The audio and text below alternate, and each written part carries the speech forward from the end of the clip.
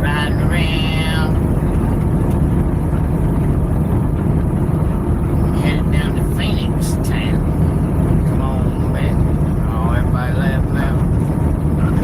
10, Roger. That's all right.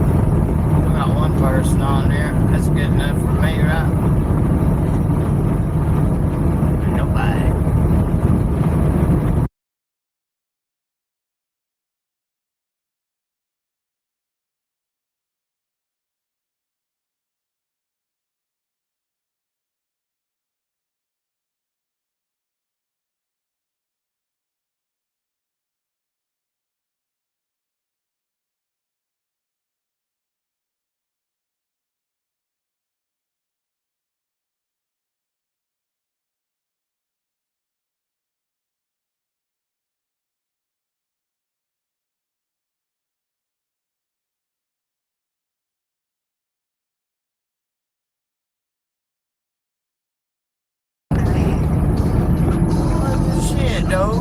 Hello, good morning, how are we tonight?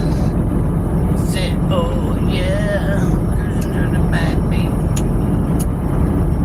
Oh, you're making love in the bus and the woman. Look at this old boy. He's just all over the road. Speed up, slow down. One person. About that lock button. Nah, just kidding. You ain't gotta hit lock. There, give me a thumbs down if you want. It'll be alright.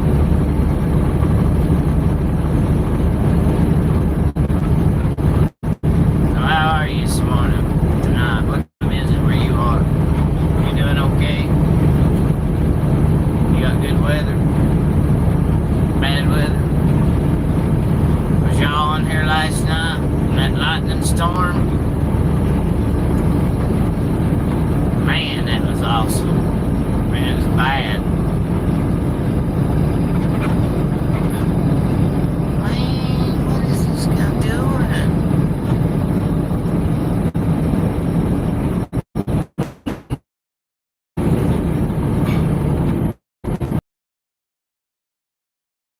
I'm gonna get him behind him and he slows.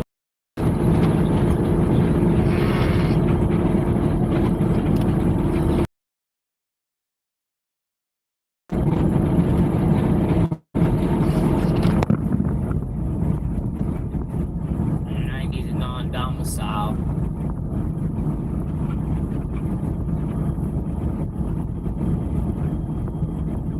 I really do think he's a non-domicile.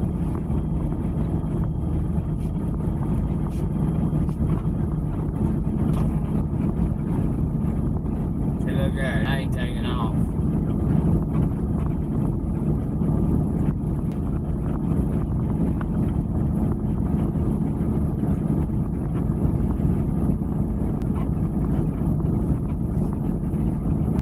Hello, hey, and howdy, everybody. Excuse me. I said excuse me.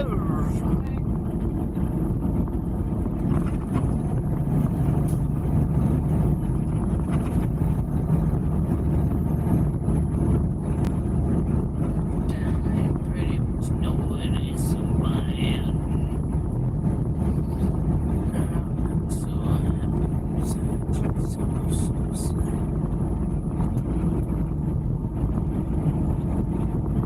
the other day when I ran into, let's see, was the morning I ran into Atlanta? I think it was. And then out west, coming out west, into Dallas town. I went back and checked the views of that video. There's like 22 or 27,000 views on that. I don't know what that means, but I think it's good.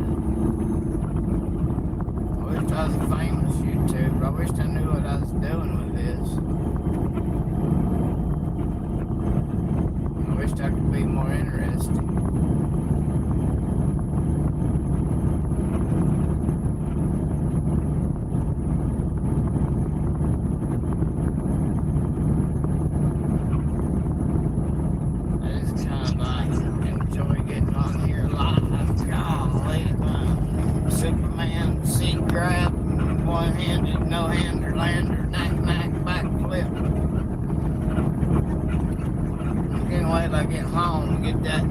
phone mounts.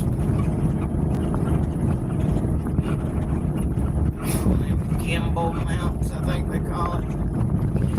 Holy moly. I ain't in the mood for this shit tonight. God. Let's make fucking road.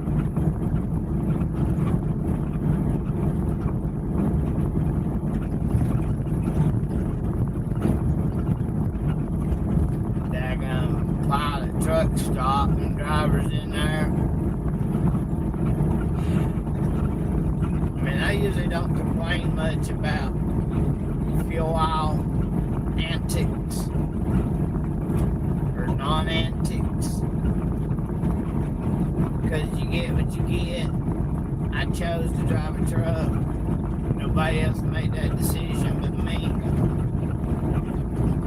But these guys, they come on there and get on that fuel island and damn, I don't know what they do.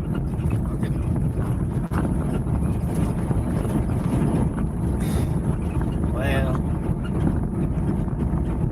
damn, man, I stayed at that pilot at Las Cruces, New Mexico, and I knew what I was getting in. I knew it'd probably be a cluster when I got up and got out there. I knew it, and I was prepared for it. No big deal.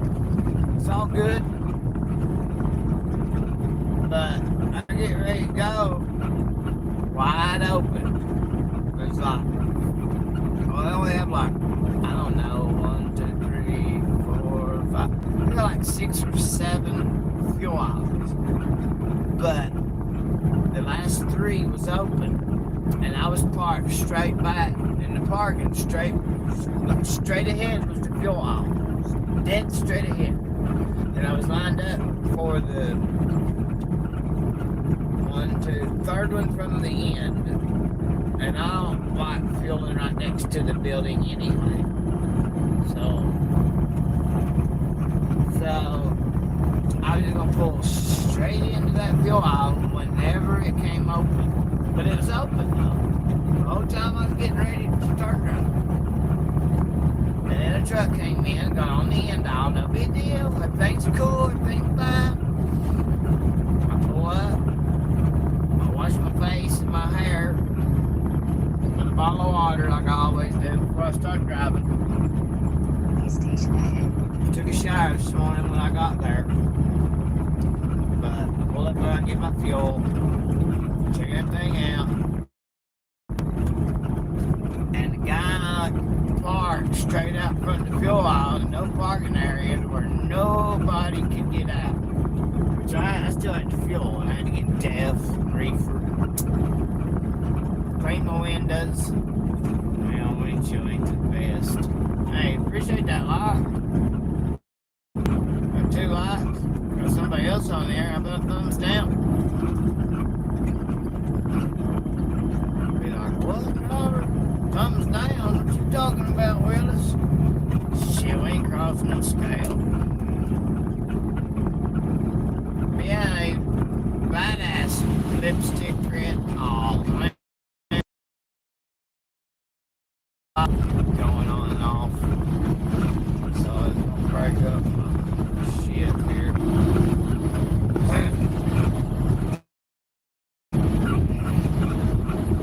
I think its scale should be closed. Back in the day, bypass should give me the green light right here. But I can't know though. And I'll get back to rambling. Green light. Drive wise, give me the damn. Okay, drive wise ain't gonna go hard.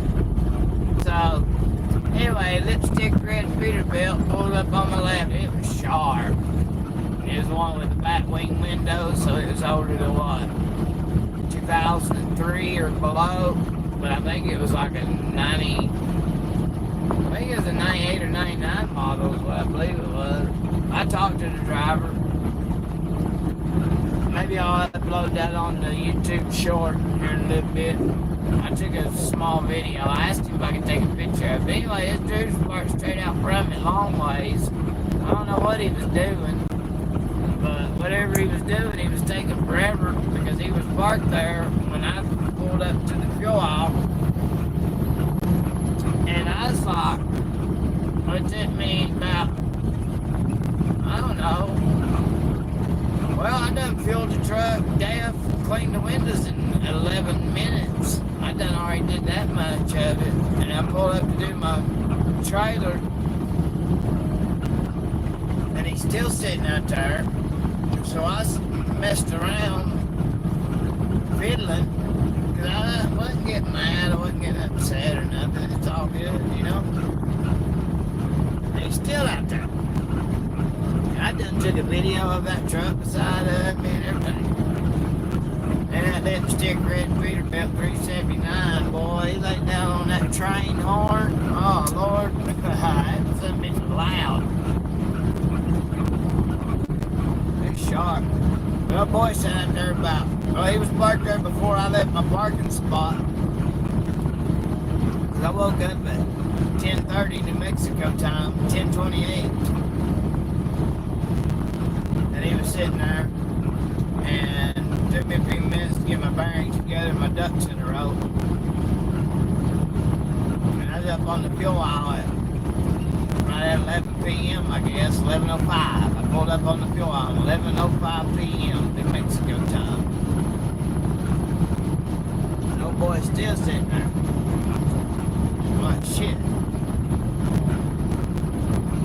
And he was there for a long time. He was up there for, I guess about an hour, over an hour. That's my little rant.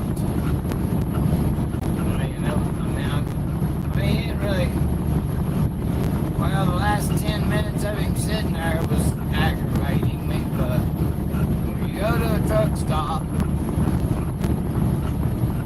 it's to be expected. And when you start your night at 9, 10, 11 o'clock at night, you never know what you're going to get. You're going to have guys parked on the fuel aisle taking showers, shaving, jacking off. I don't fucking know. Sorry, I shouldn't have said that. Bleep. Fuck cards. Bleep. I don't know. Peace and 18 wheels to everybody, though. Love thy neighbor. Oh, Lord of mercy. I did a wheelie on that one. Damn it. San Simon, I don't know how they pronounce it out here. I say potato, you say potato. I say tater. Tater. Breaker 19. 5-2, driver, 5-2. 5-2, that's a half-ass 10-4, Roger, Rabbit.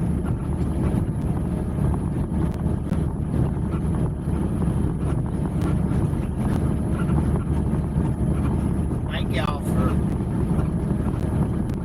coming on here, though. Really. About 3 lots. 3 lots and 3 people. Do it for Dale.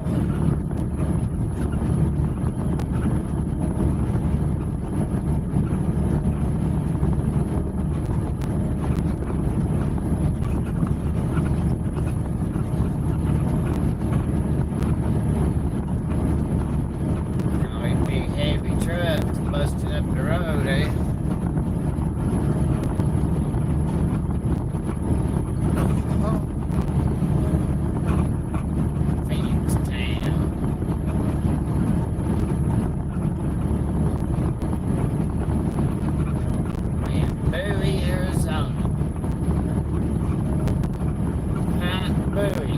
Bob Bowie.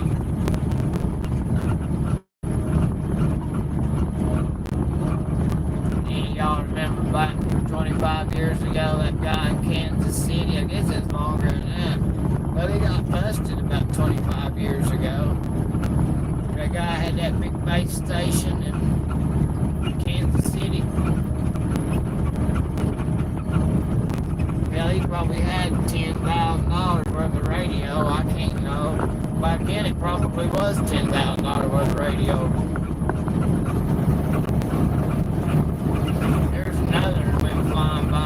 ago, I guess he was on a downhill slide, letting her roll, letting her rip to her chip.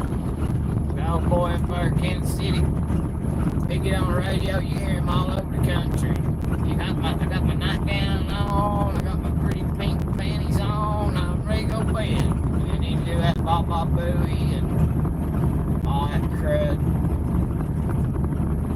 You'd hear him all over. If I'm down in Florida, you'd hear him in New York City. And back in there's some big radios up there in New York City. And you got all them buildings. You hear him in Minnesota. And then all the way out in Oregon, Washington State. And people started complaining on him. And they called the FCC. Or it is federal. I can't think of what it meant right now. I know Commerce Commission, FCC. They're reporting, but one report on that, they don't really do much of it. But they got a lot of reports. And a couple of the local ham operators used their needles, their meters, and rode around till their meter got real strong. And then they was looking around for antennas. And they located him and they sat right in front of his house and their needle just spiked plumb off the dang meter. The needle was spiked plumb over to the right. And then what you can do, you can try and locate somebody like that and use that meter and ride around, you'll get stronger and stronger and stronger.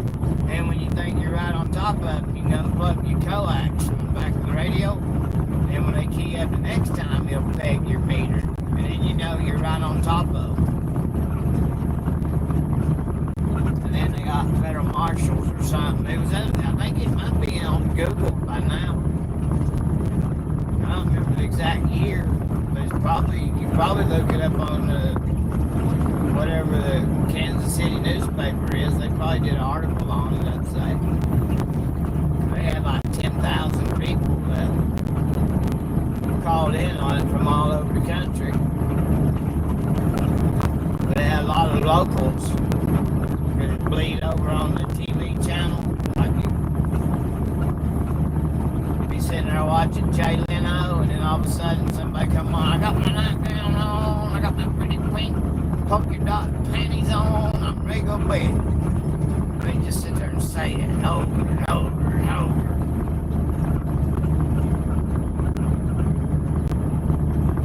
Them splatterbox radio, but I guess once you get up so much power, you can probably break in on anything.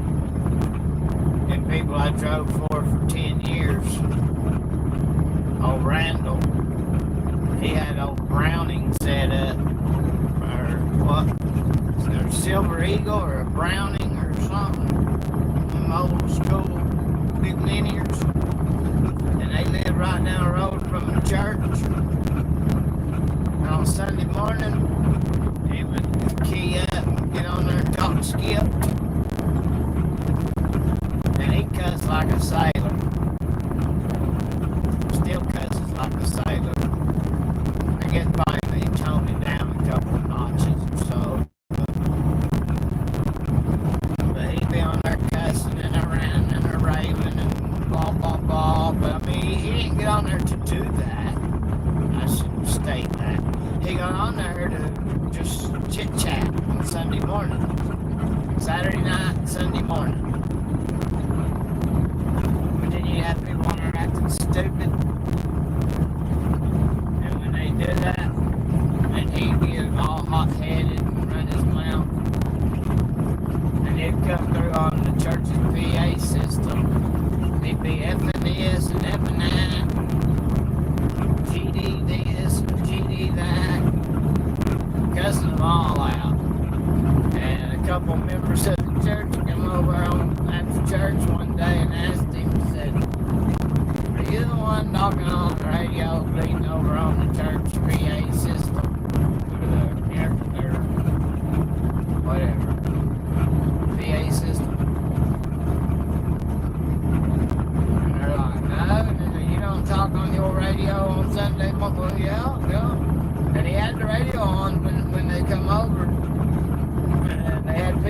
line over inside the church. And he's like, is it really coming through over there? Yeah, it is. Oh, and then they used his phone. He let them use the phone to call over to the church. And they had it there on, I don't know. Anyway, and he keyed up on another channel and just said like, hello, or God bless America, something locked. Couldn't play it over on the dang church. They could turn that linear off and it didn't break through though. It was pushing on that power, but probably because, back then everything wasn't, well, it was built better, but you had more splatter box radios. Anyway, what's the point? There is no point.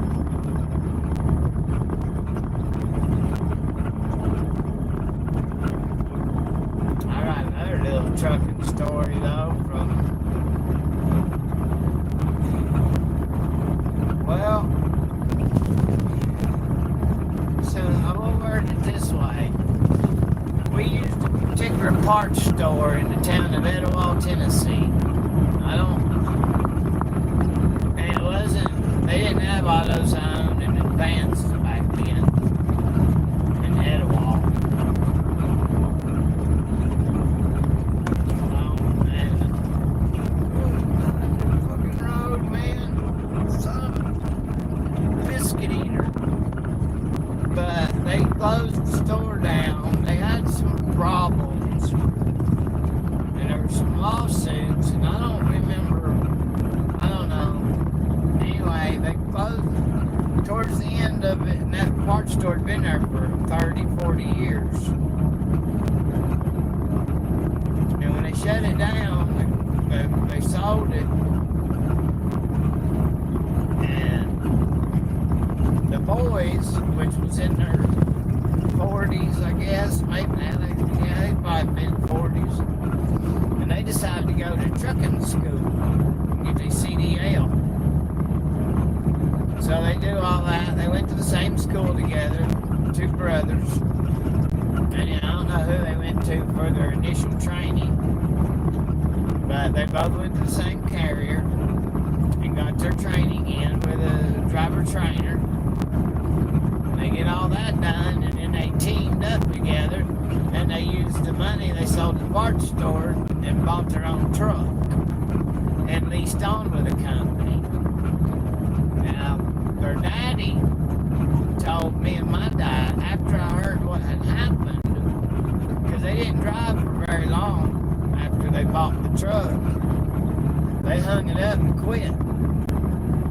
They almost killed themselves. And I just to this day can't fathom how these guys born and raised in the auto parts industry, their daddy, was always working on cars and trucks and, and such, and they run the Napas. Well, hell, I just told now. Damn it. Anyway, how they wouldn't know that cruise control is not autopilot, I don't know. We bought all our truck parts there, everything that we could buy for our big truck. That wasn't, anything that they had there that we didn't have to go to Peterbilt and buy, we bought from Napa. So there, I said.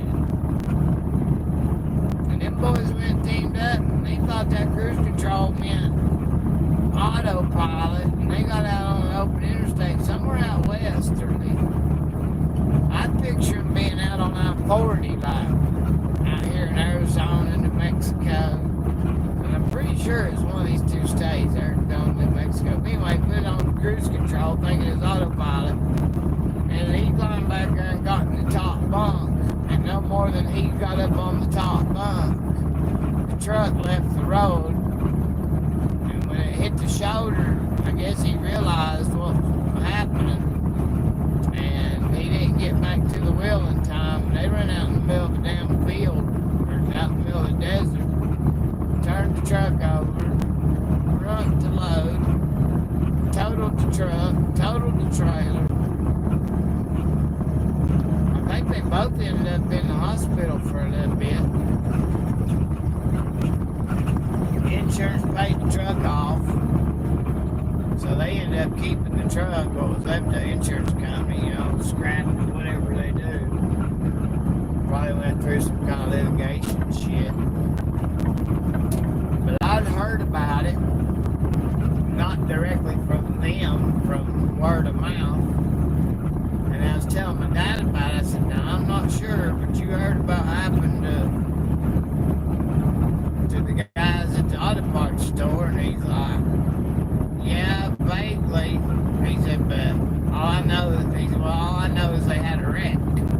I said, "Well, you know they bought their own truck, right?" And he's like, "No, I didn't." Well, Dad thought they went to U.S. Express. Useless Express. U.S. Express. Yeah, I don't need to call me bonehead trucker of the week, Ike Stevens, but anyway, I guess it's funny how he says that.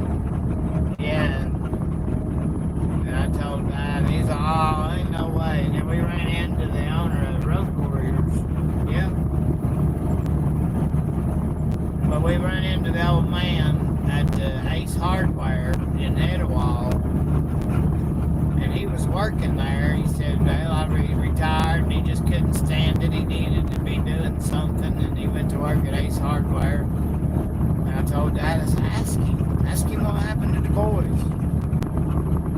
And I'm going to refer to him as B. Mr. B was going on break. And he happened to be going out the front door as we was leaving. And he hollered at Dad. He said, "Al." And Dad turned around and said, "Oh, hey, Mr. B." And he said, "I want to talk to you all." So we stepped outside in front of Ace Hardware. Tulloch's Ace Hardware, Etowah, Tennessee. And we stood there on the porch. On the sidewalk. But they had a little awning lock at their front door. And he told us the story. Maybe one day I'll be a road warrior. Nice. Night shiny Peterbilt. What up, Overdose? Old Dominion.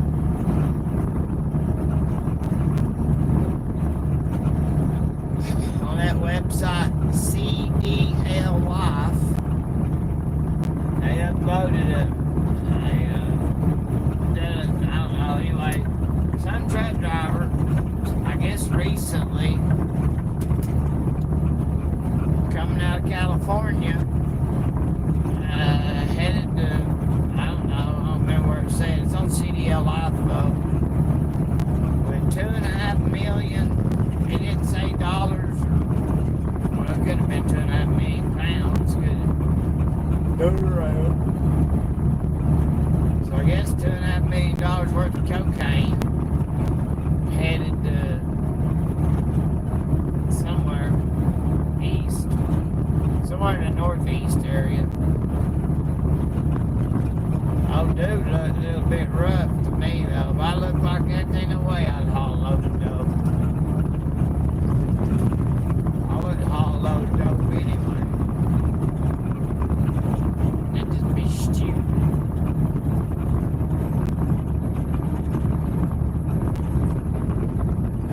Most time they catch people like us. You know, if you get into some shit and they're like, "Oh yeah, I'll haul this 250 pound of cocaine to New York City." "Oh, okay. What's it pay?" "Oh, we'll give you $20,000. 10-4, put that in there." Then you get loaded up with your cocaine or heroin, or well, nowadays I guess it'd probably be fentanyl. Fucking fentanyl. But then, yeah, it'd be my luck if I decide to do some shit. I'd be the damn, what do you call it? Any decoy toy truck, I'd be the one with the lighter load, and there'd be another truck behind me with the big load, and I'd be the one to get caught.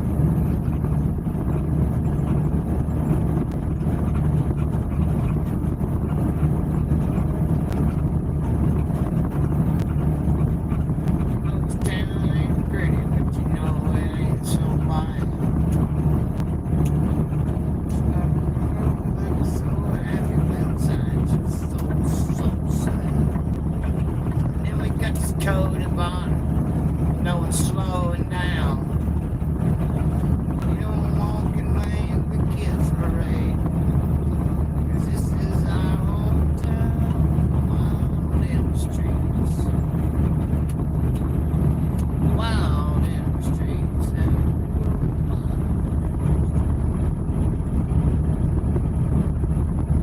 Yeah, my video 3 days ago, 4 days ago, got copyright.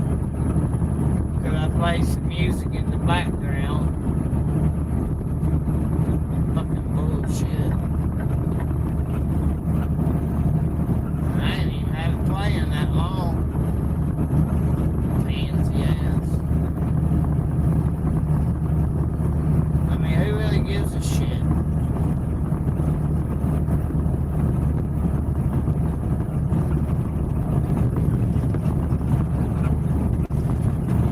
I mean, it's not like I'm acting like it was my music or something.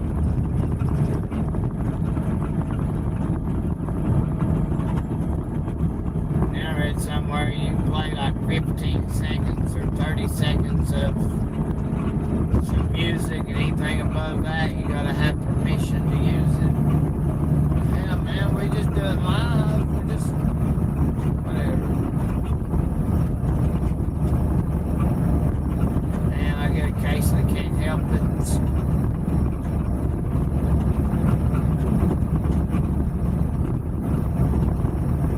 Just like right now. See what Bon Jovi's saying. Like me.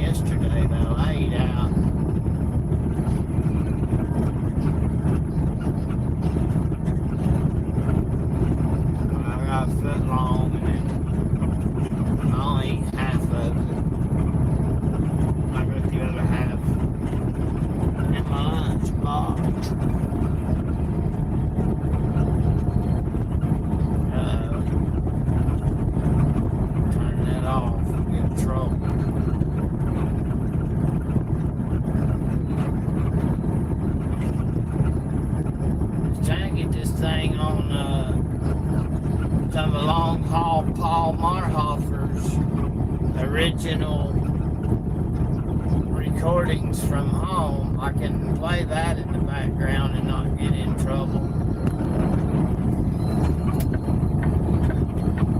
He's got one called George Corley Wallace.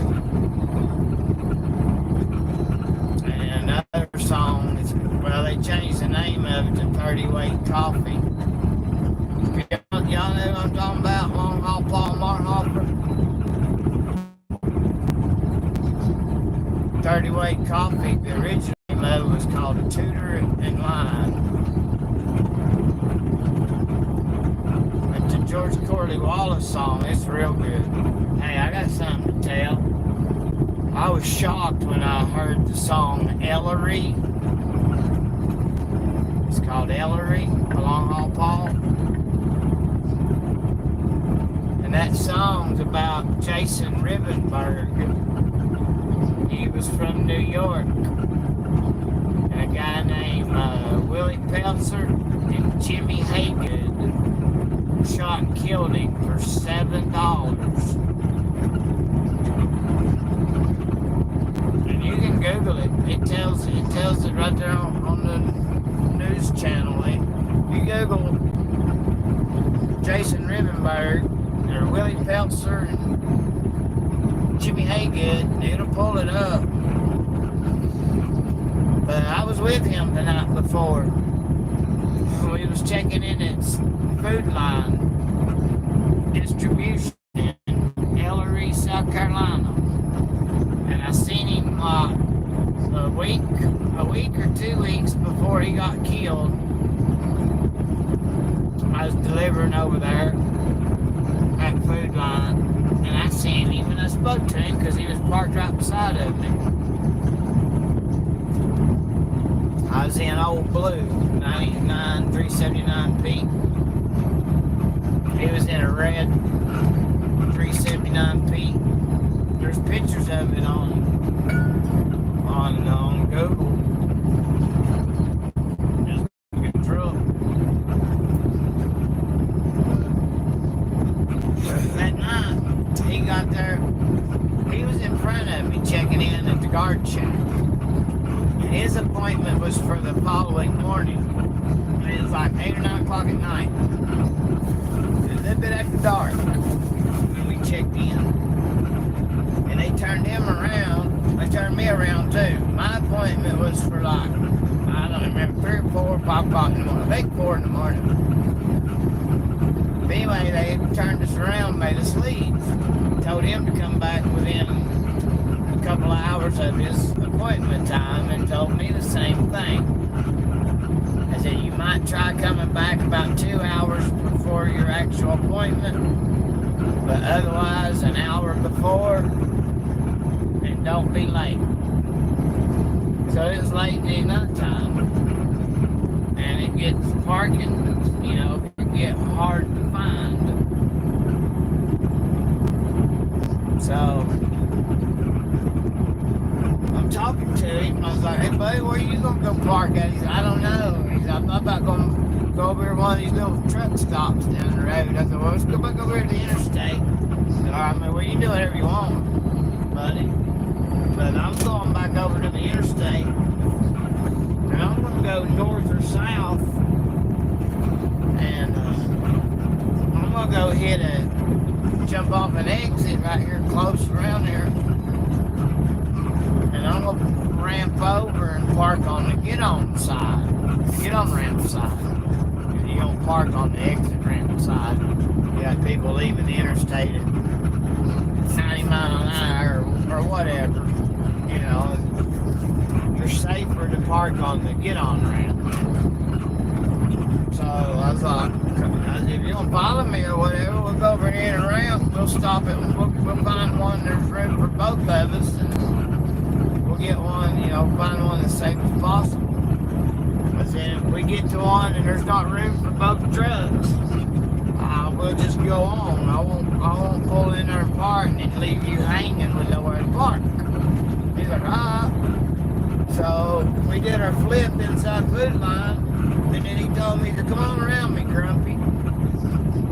So I come on around him, and then we pull out of there and go back over towards the big road, and we went south. Well, he was like, hey, there's a little fuel stop right here, a gas station. Yeah, ain't got no parking in there. And I don't know, he was behind me. Then I got off at a ramp. I said, hey, bud. I don't remember what his CP handle was. Can't remember it for shit. But his name was Jason.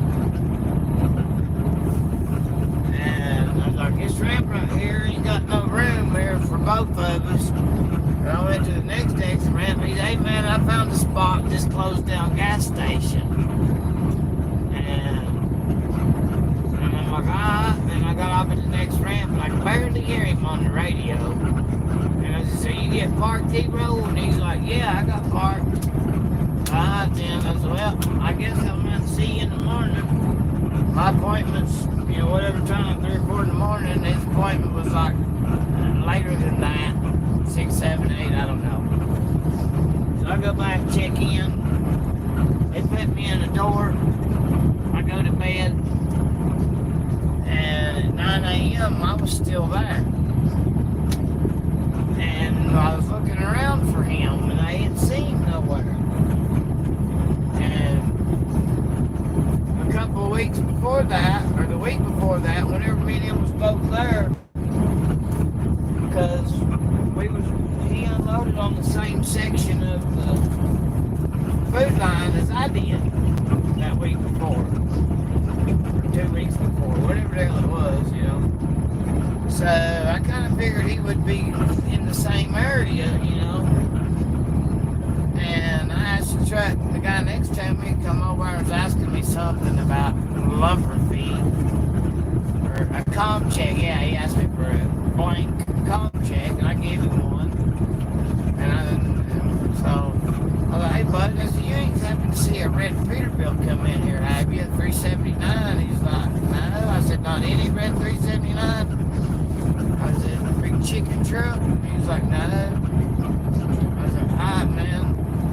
And give him a comm check. And I go inside and I ask the lumber guy, I said, hey, I said, that boy came in here last night in front of me. And they turned him around. They wouldn't let us stay until our appointment time. Made us leave.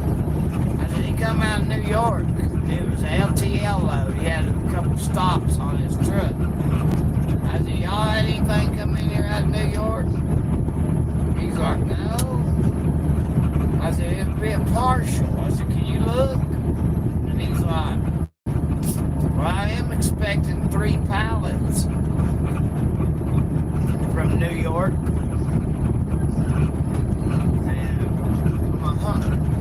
Anyway, I go back to my truck,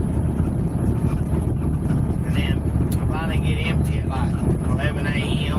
And his appointment was before 11 a.m. I think it was 8, 9, or 10 a.m.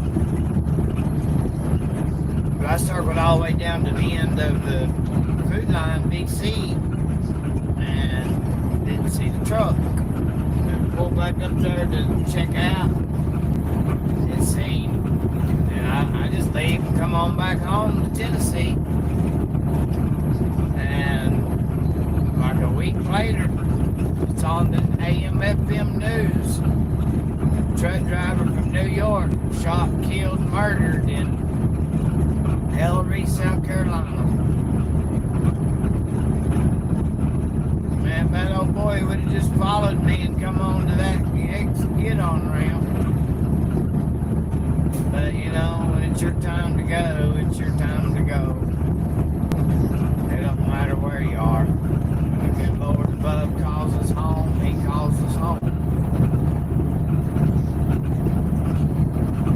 But I hope boy didn't have to die like that, so I could. Anyway, so what happened is I shut down, closed down gas station over there, across the street from another gas station. Willie Peltzer, Jimmy Haygood, one of them's mama worked at that gas station across the street. And they were sitting in the parking lot. I don't know know, if they was there to pick their mom up when they got off work, whatever. They're down there begging for money. But anyhow, they seen that big fancy red Peterbilt sitting over there, and they figured, oh yeah, there's a big truck. He's been over there for quite a while. And I guess they'd seen him sitting up, you know, reading we didn't have fancy phones back then. But he was probably reading some kind of trucker news magazine or whatever. Landline or Overdrive magazine or something like that. Or looking at a truck sale paper. And then when he went to bed. And then them guys seen that truck, big fancy Peterbilt, and figured, oh, he got money. And they went over there to rob his ass, and he probably took his truck. Happened inside the cab of that truck. And it eventually led into him getting a couple bullets in him. Then the truck sat there for, I don't know, a day or 2 days after they killed him. They just left him there. And the lady in I think it's a Mercedes, on her way to work, she had noticed, goes by there quite a bit, and notices, you know, sees trucks sitting there from time to time. Not a lot, but every now and then. But that red Peterbilt caught her eye. I don't know if she was a truck enthusiast. I don't know. Or maybe her dad was a trucker. Maybe her husband, whatever. But for a day or 2 days, she went by there a couple times on her way to work and on the way home from work, and happened to notice that truck. And that it hadn't moved, and that was a little bit odd, because usually trucks wasn't there that long. Usually, like on her way to work, there might be one there, but when she goes back home, they're usually gone. But I think it was 2 days, the second day after he was murdered. And then the lady, I don't know, I think she pulled up to the truck and seen him slumped over or something, and called 911. The cops come over there, and he was dead as a doornail. They got in his wallet to steal his money, and he had $7 in the money slot of your wallet, but in the credit card slot, there was $400 in there. And you know, they didn't even rip his wallet apart to see if there was more money.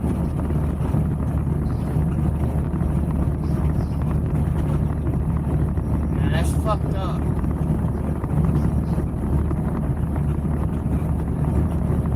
Two infant twin boys that had just been born, like not long before that, or maybe she was pregnant. Her name's Hope Rivenberg. His name was Jason. I'm not sure. I think they was already born, though. I wouldn't swear to that. They had twin boys just out here trying to make a living. Shot him and killed him. And there's a law now. They worked for years getting this law into effect. It's called Jason's Law. If you type it in on Google, it'll bring it up. Jason's Law. Which means if you're a trucker, so if I'm parked on the exit ramp or in a truck stop, somebody comes up, and I don't know actually what the law actually is, but you know, there's laws against murder. You know, you're not supposed to murder anybody, but I guess if they do something that falls in lines of Jason's Law, they're in more trouble than normal. 2 years ago, they was trying to get that law took off the books. Why would they take a law like that to protect truckers sleeping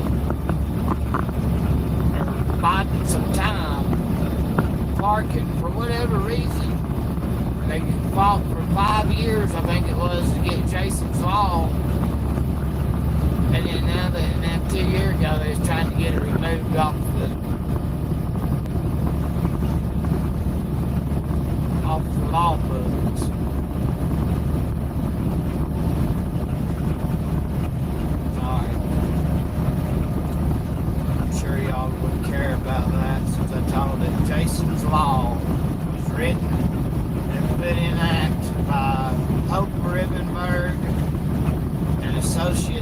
hers and the lawyers on behalf of her husband, Jason Rivenberg. And in Long Haul, Paul Marhofer wrote that song, Ellery.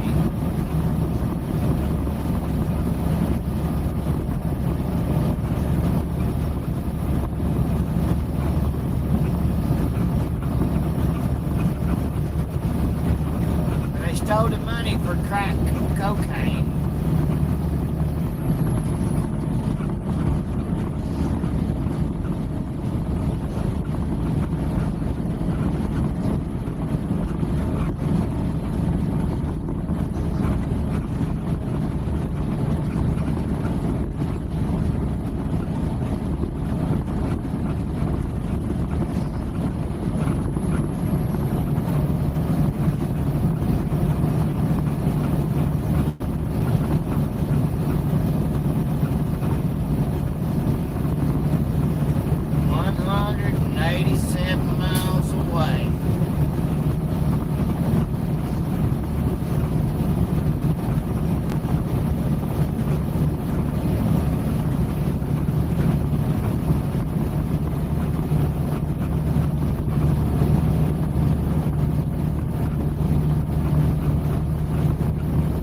Start recording and then uploading my videos as normal videos, but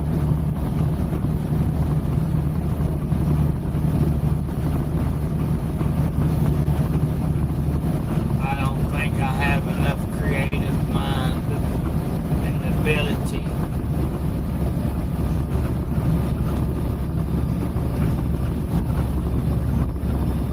I don't know.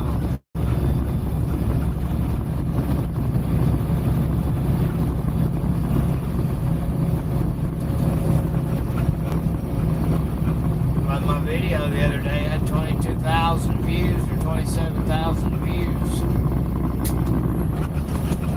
Oh man, that was sloppy shift.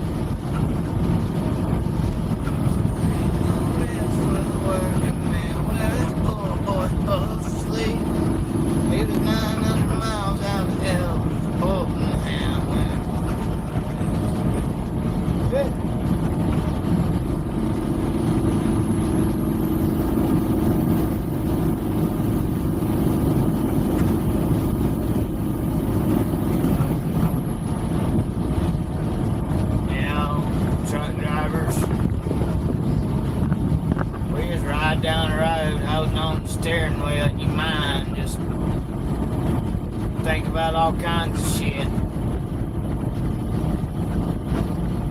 Don't ever come up with a solution for nothing.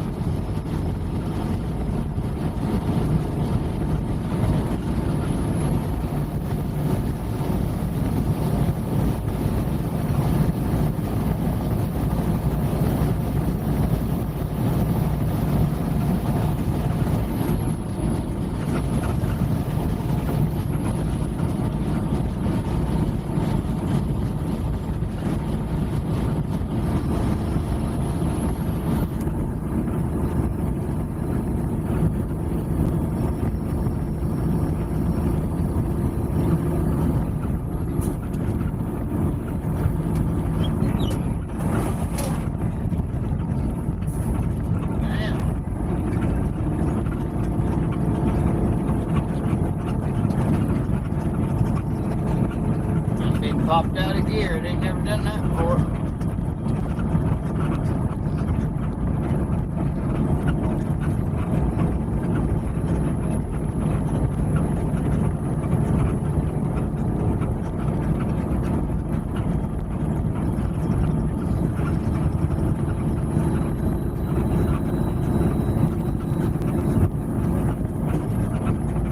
There's a little turbo fire. I don't know if you can hear it or not. What up, two people? Ghosts.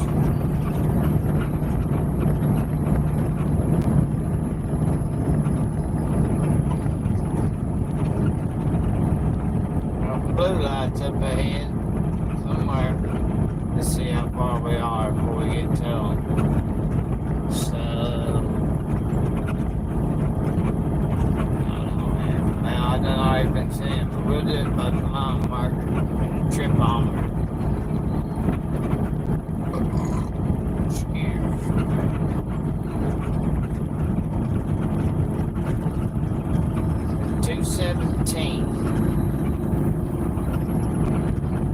And we're at mile marker 314. Blue light. Ahead.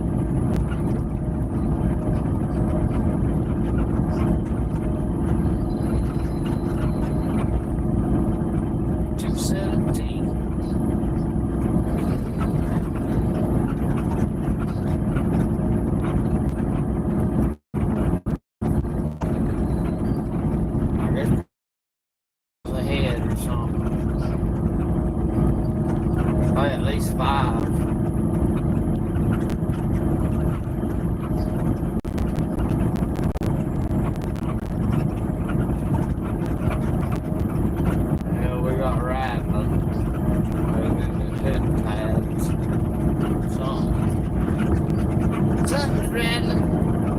It's your brain, driver. It's your brain.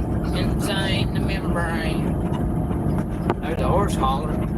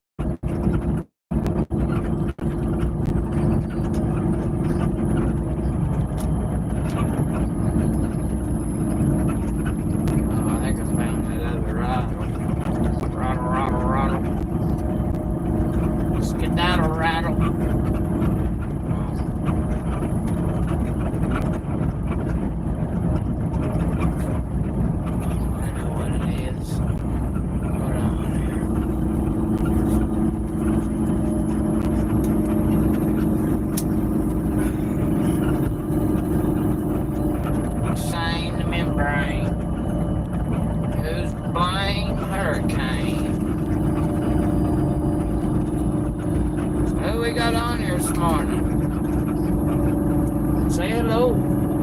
Say what up, driver?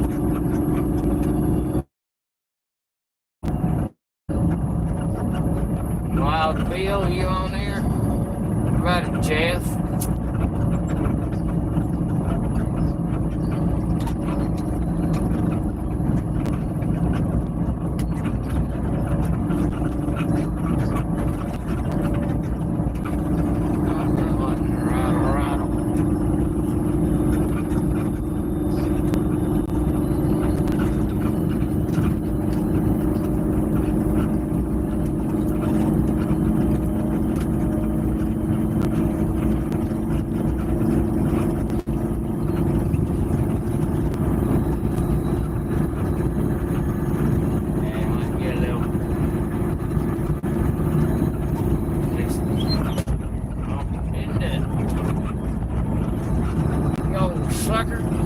Sucker, you.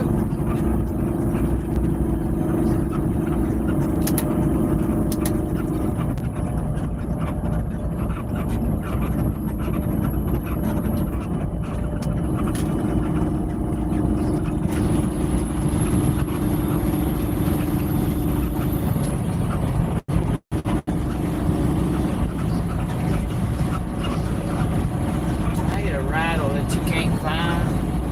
Rattle, rattle, rattle.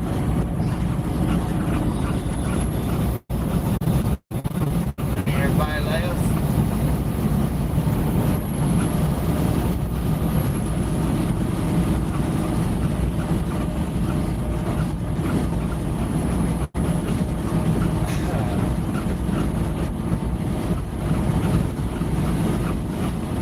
Reynaldo, you still on us on here? How about everybody left? We got a couple more people on here. Good morning.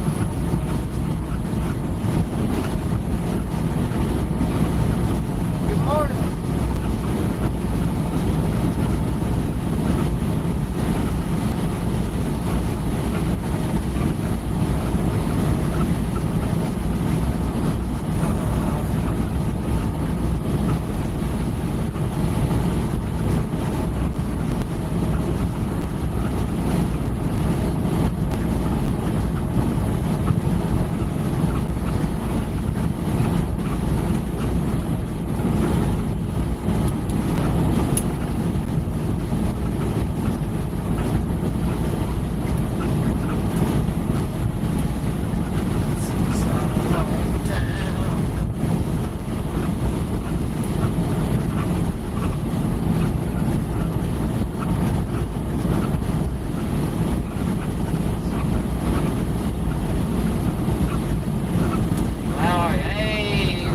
George Rob, how are you today, brother?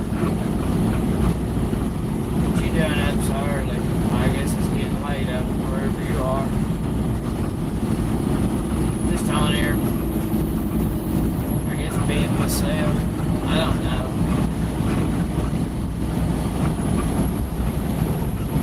Tombstone. Benson, Arizona. I just come through Dragoon.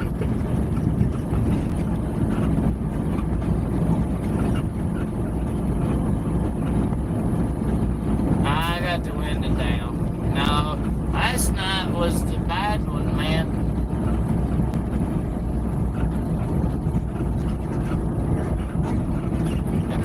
Let's see.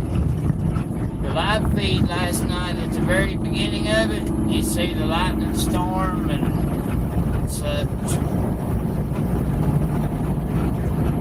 It was bad over around. The storm happened east of Abilene. I think I'm still east of Abilene. Or Sweetwater, Texas.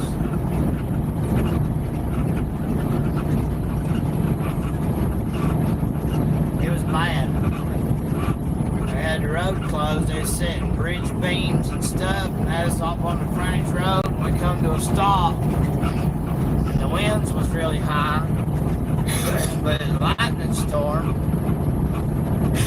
Excuse me there. So I went ahead and hit while we was stopped. I hit the live button. And it took it a minute. Because right when I went to go live to record it, I was in and out of signal.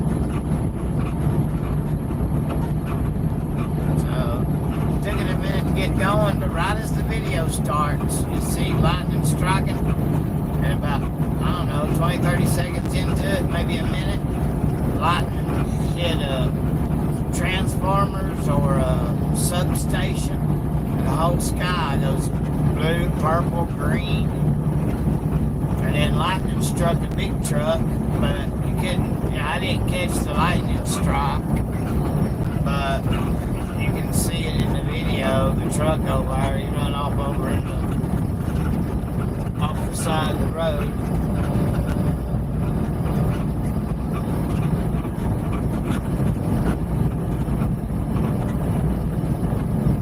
I'm over here in Benson, Arizona, going to Phoenix.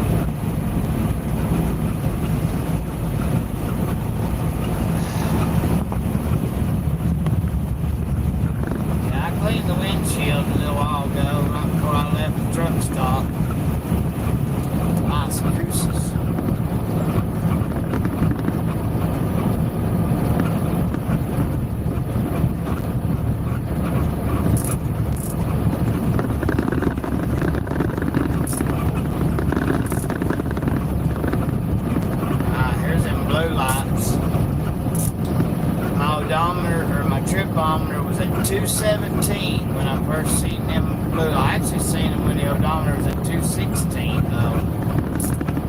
I didn't call it out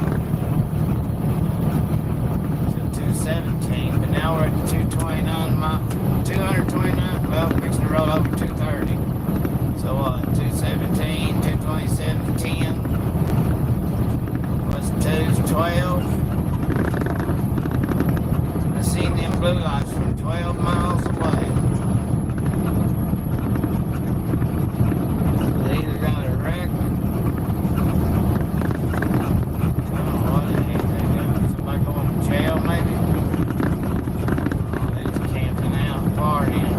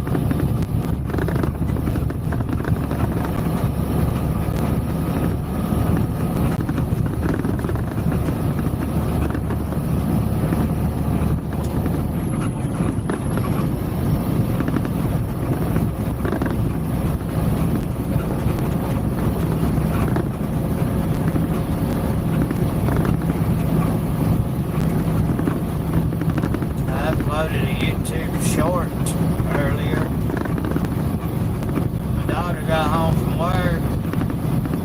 Crazy Cali cat, Dad's cat, he had when he passed away. She loves ice cubes. Loves ice cubes. And I don't know why she got in the kitchen sink. She ain't supposed to be on the counters. And she's usually pretty good. She gets mad when you get on to her. I mean, you can just tell her no. Kelly, no. And she'll, like you're hurting her or something. I'm back talking you. I guess my wife was in bed. Not sure. But anyway, Allie recorded it. She looked in the kitchen and seen Callie in the sink, so she got her phone to record. She was in the sink. There was ice cube in the drain. She was trying to get it out of there.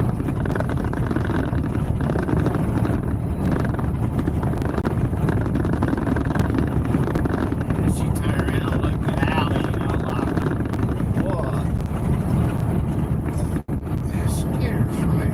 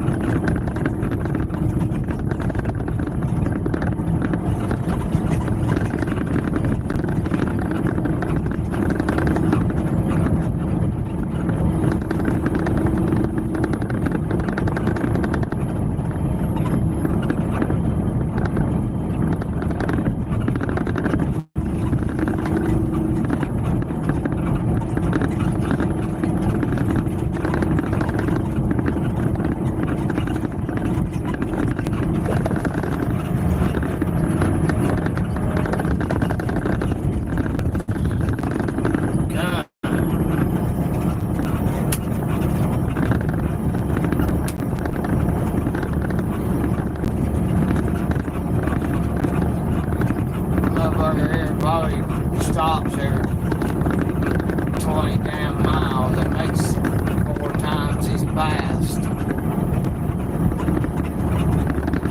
And I've only been driving 243.3 miles.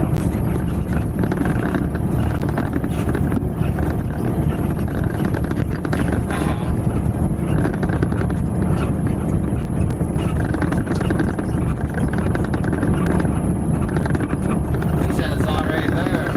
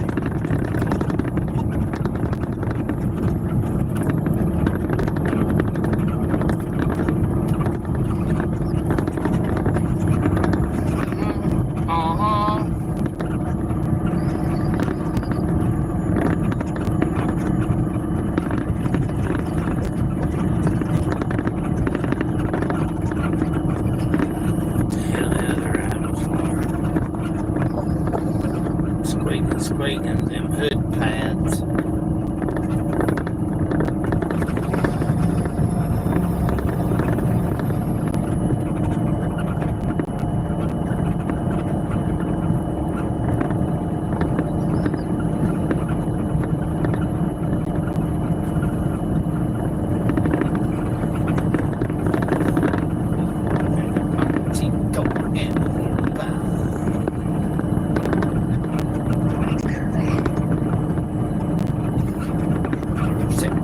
Alright, mama.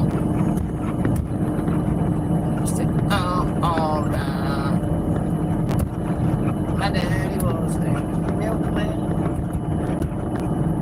My daddy was a milkman. George Corley Wallace was a railroad man.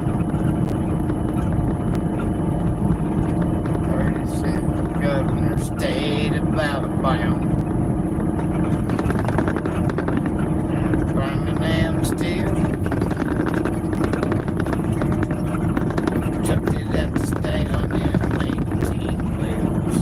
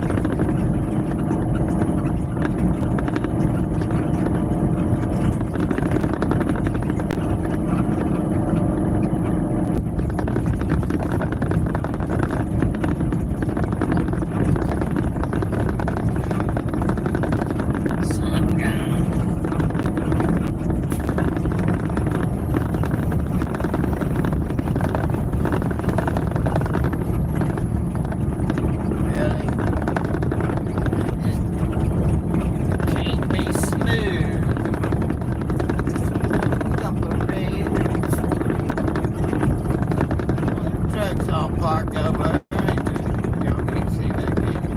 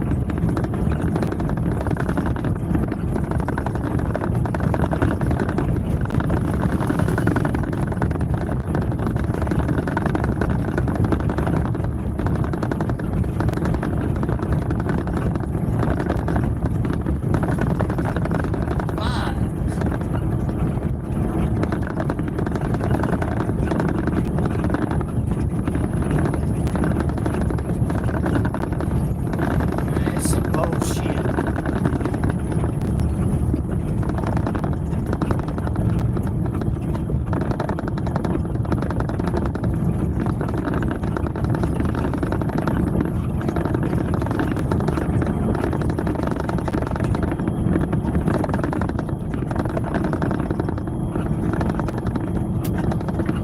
Another damn truck gonna fall apart.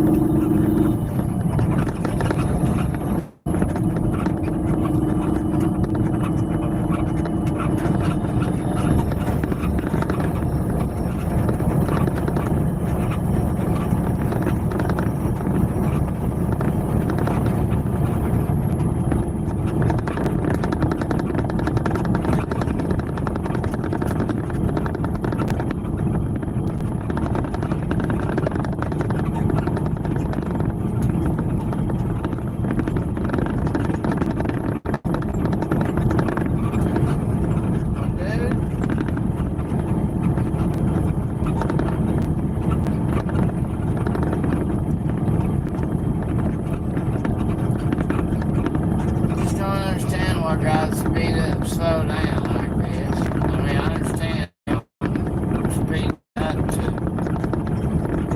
come over, get play a road. That's figure jump back in there behind of you. He slowed down for it.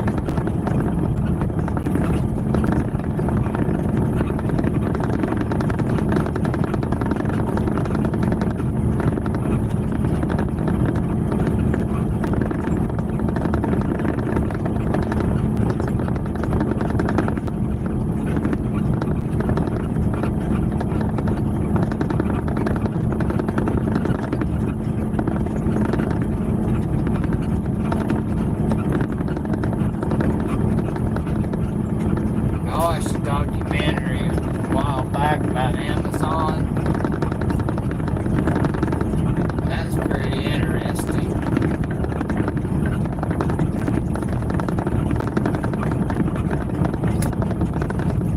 That's really interesting.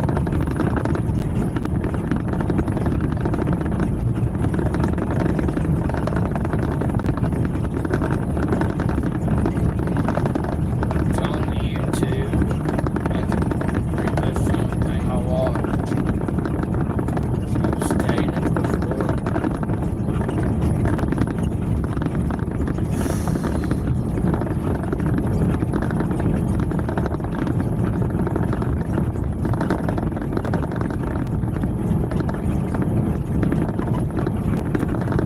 It even told about pee bottles.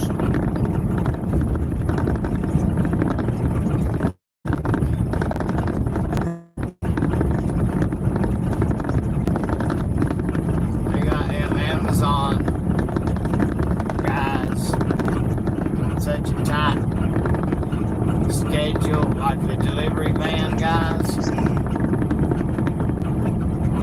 They don't even have much time to stop and use the bathroom when they're on their routes. Picking up delivery, they pee in water bottles and stuff, and you'll see them all. Like, don't forget to throw them out. Put them in the garbage, you know. And then when they get to the Amazon hub, you see a lot of pee bottles. They'll throw them out right before they go in the gate. The documentary I'm talking about is at where that first Amazon was, Cedar Point. It's where is it not Bethlehem, Baltimore?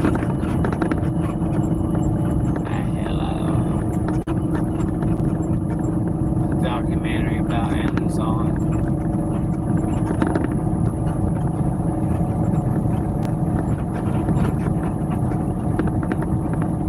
The first Amazon warehouse distribution, whatever the hell they call it. Very first one. it's at used to be a steel mill.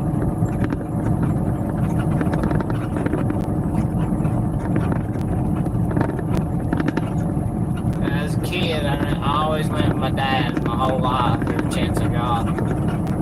He'd pull a flatbed covered wagon, go in all them steel mills up there in the Northeast. Bethlehem Steel, U.S. Steel, Pace Setter Steel.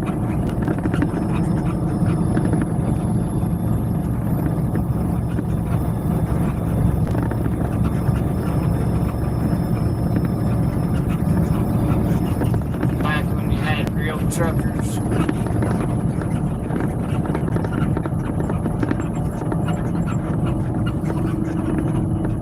Or should I say respectful truckers?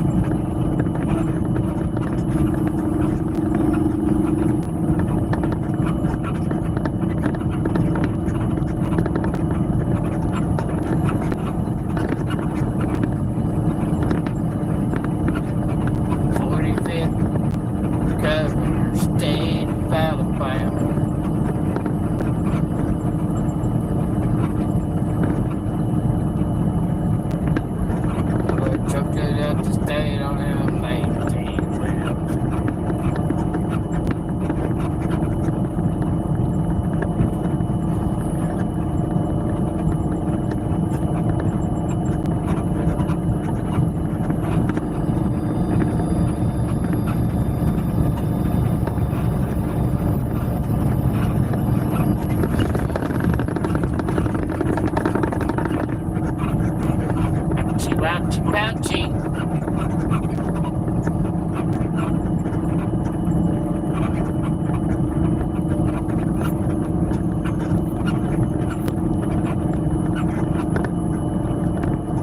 Hang on up.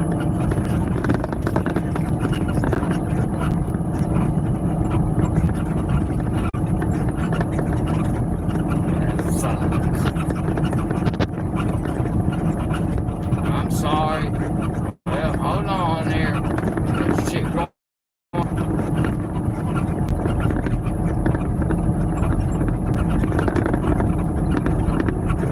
Oh, what happened to my signal?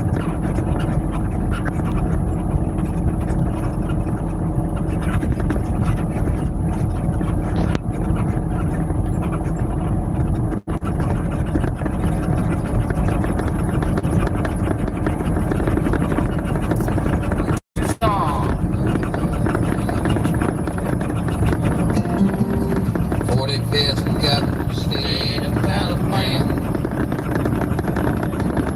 See, they stepping on the parade out of Birmingham Steel. So we trucked it out to state on 18 wheel. Getting along those scales. Getting along no toes. Said keep the people working, let them big trucks roll. So yes, they love that man, and they love Mr. Hurley. 'Cause they brought him more jobs than the people ever seen. I took the point out of me, I reaper on the LTL.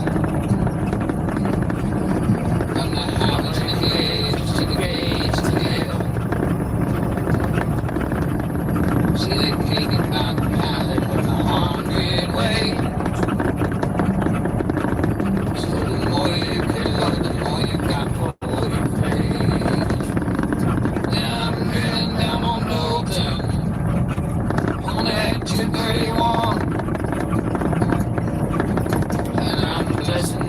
Governor for he's done.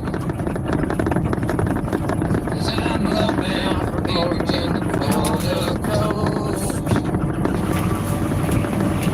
27,000 pounds over gross. Pins and needles, needles and pins. Does anybody even look shit out of me?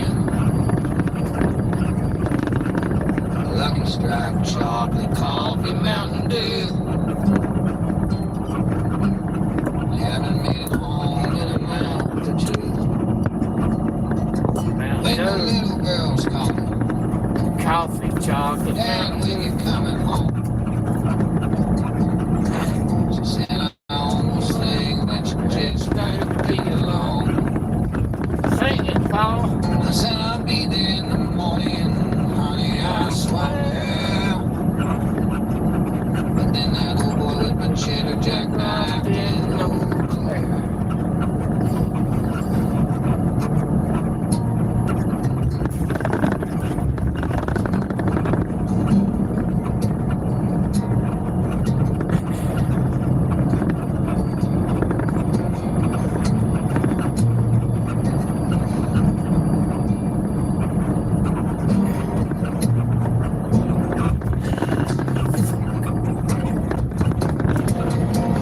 Forgive me my daughters and forgive me my sons. Chasing that dollar bag when you were young. Couldn't make it home when you needed me most. 'Cause I was 27,000 pounds overgross. Once I was as ruddy as a buckman stag. We were just blasting in my red flag. Now I'm more down and dirty as an old shot rag. Do my business in the bottle, do my business in the bag. Give me my daughters and forgive me my sons.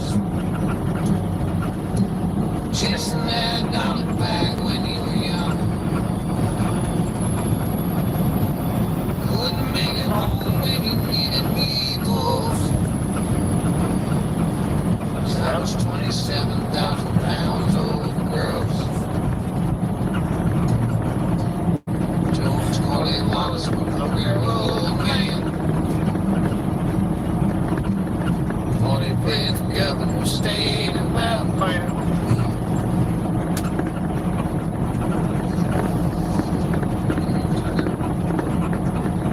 That was the day back then. I used to run 27,000 pounds over gross. 5-axle truck, trailer, the reefer unit. LTL out of Chicago, back to the southeast. Made good money. If you didn't get caught.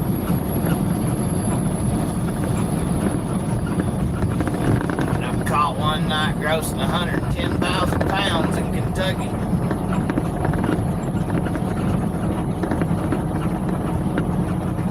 They let me go. Got caught one night. I had 40,000 pound load on the bottom on 20 pallets, 22 pallets. I don't remember exactly now. And we pulled all that out at Stampede Meats in Chicago in the old stockyards. I loaded 34,000 on top of the 40,000. And then I loaded the Stampede Meat stuff with 4 or 5 pallets on the tail. The truck weighed like, now it is a heavy cab over, it's old International. Looked like a stretched out chicken truck, but it's an old United truck, yellow and white, old International, had a turbo wing on the roof, chicken lights, big old bumper, spread axle. I think it was a Great Dane. It wasn't a stainless though. A good looking outfit. I'd load her down too, boy. I mean, I'd load her to the gills. I wasn't scared. Wasn't no need to be scared. Run old 41 coming out of Chicago, 294 down. Usually I come out on 294, hit 394, down to 17 and 1. 41, and hang out left on they're out 14, bring you out at Crazy D's at the 230 mile marker on I-65. That's the way I always come out. Now I go around Seymour, Scales, put a all them other field mark drivers, they'd stay on old 41 all the way down the Penny Round Parkway, and then hit 24 and come back in Nashville, and then across 24, below the Manchester Chicken House. I went that way a few times. Well, eastbound Manchester, they ain't been open in years. Any of y'all know about that? You know what I'm talking about? We got 19 people on here. Morning, y'all. Hope everybody's doing okay.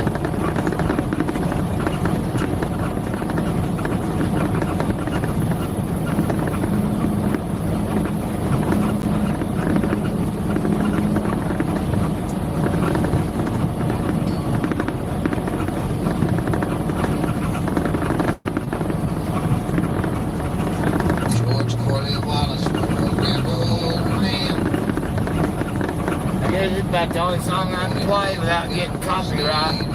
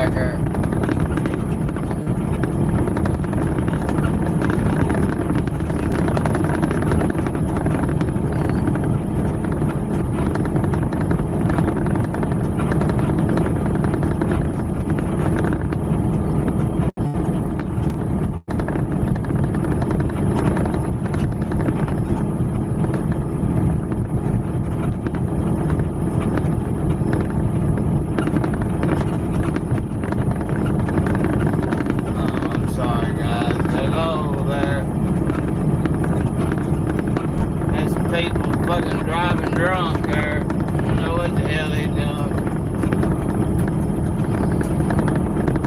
Arizona, Tucson. Sorry. My bad. Is something. Road's rough. Get home, there'll be a new phone mount in here for people that come on here and watch. Those would do better for my self-recording when people's driving stupid. You know, playing with their phone when there's cars around. Yeah, I wasn't ignoring you.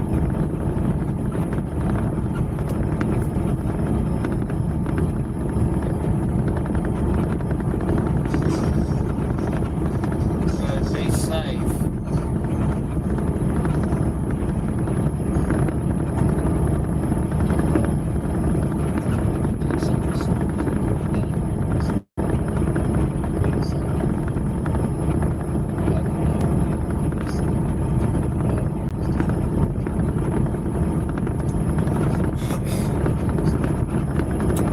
My only thing about phones and driving is if there's cars around you, you shouldn't have your phone in your hand.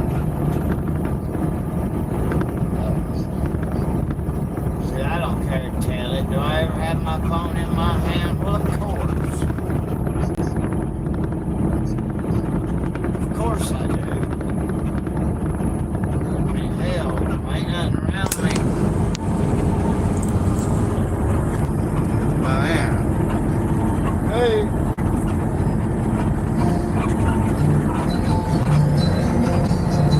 Just something about a woman in the cold and old 13. Trying to around and it keeps me out.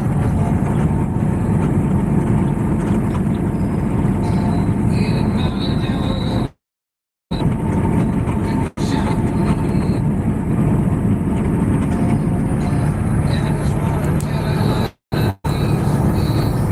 Check the reaper trailer. Check green light in the mirror. My dummy light.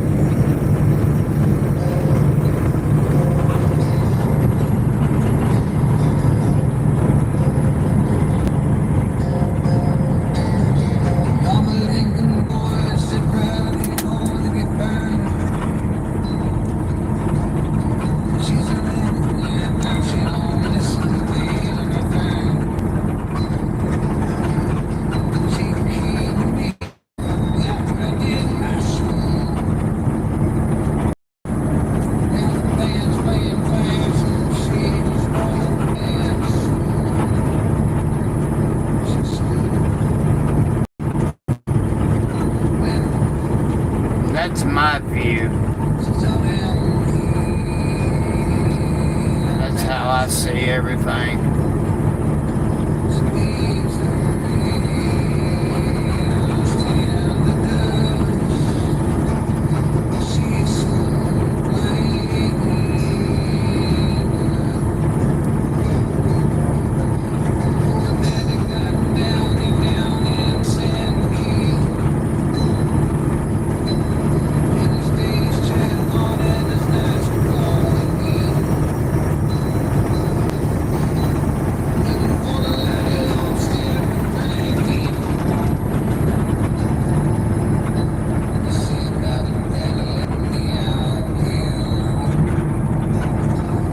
Now let me show you something there. Car coming up.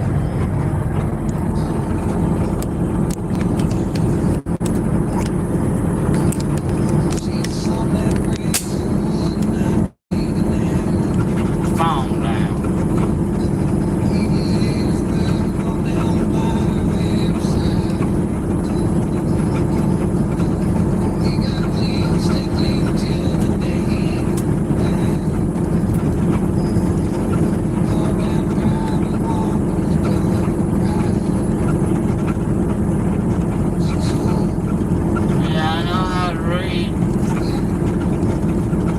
Tucson, Arizona.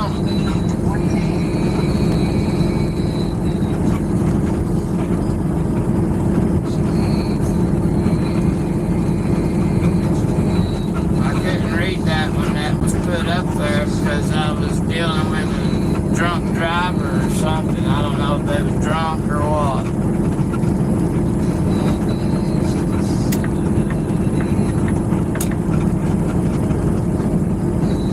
Yeah, I see it. I'm in Tucson. Miranda, Arizona now. Big truck on the side there. You all right, neighbor? I got you, McLean.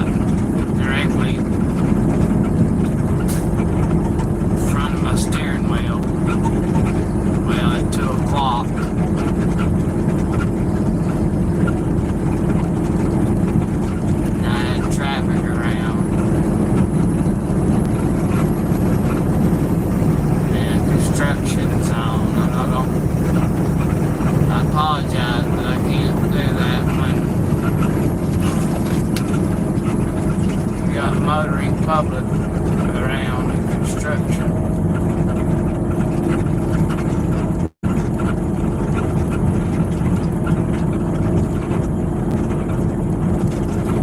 How are you this morning, Bill?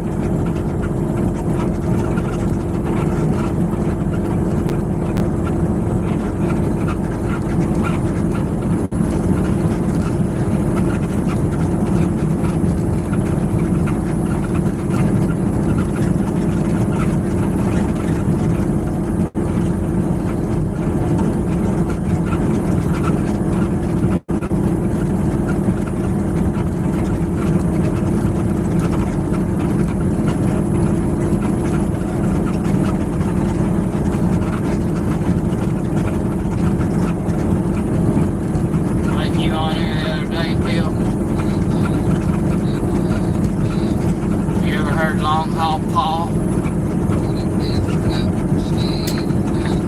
You're gonna check out the song called George Corley Wallace or Ellery.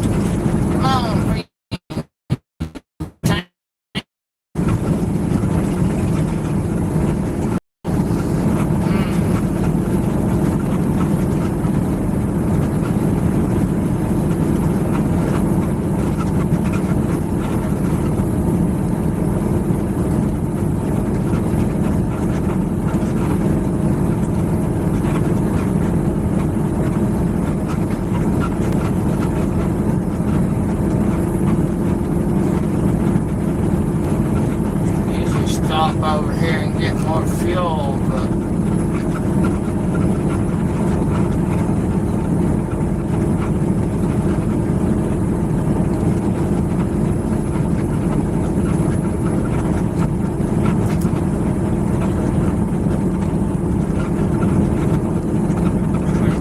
hold off this time. I've just been 301 miles. I can go 900 on a tank. I usually don't push it that far.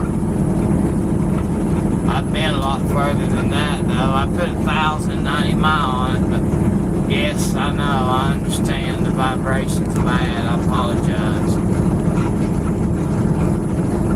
Sorry about that.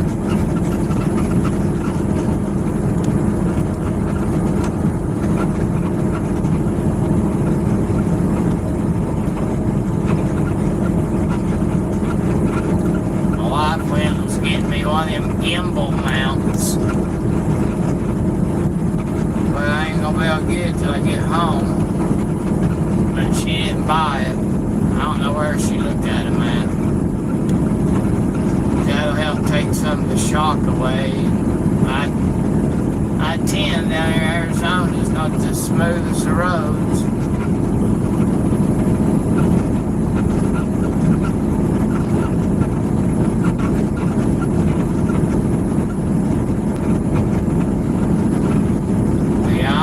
Know where I'm at there, neighbor.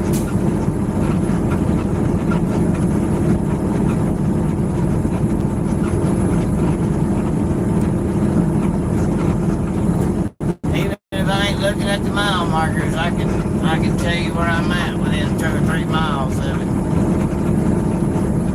I've never missed it by more than 5 miles when I'm not really paying attention to every single mile marker.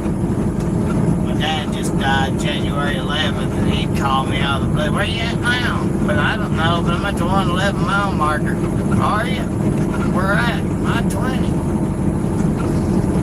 And I'd be like, somewhere around the 111. And then I'd come by a mile marker, and it'd always be usually within 2 to 3 miles.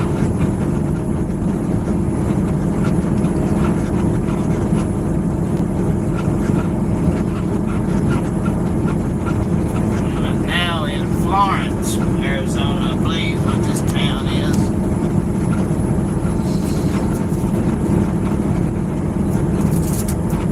Almost over here to Eloy. You been to Eloy?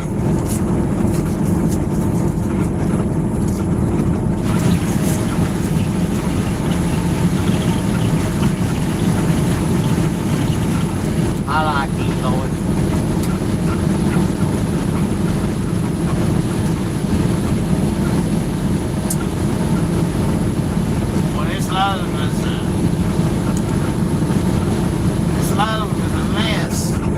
This thing. I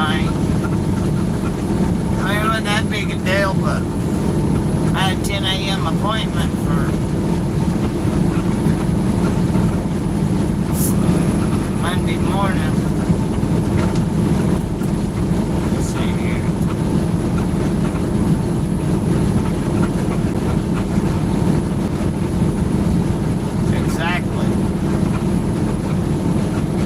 Exactly right. That's why I always know where I'm at, within a mile or two.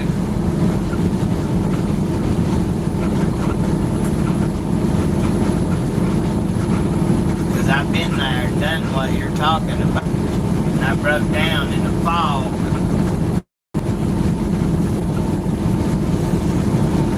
Broke down big time.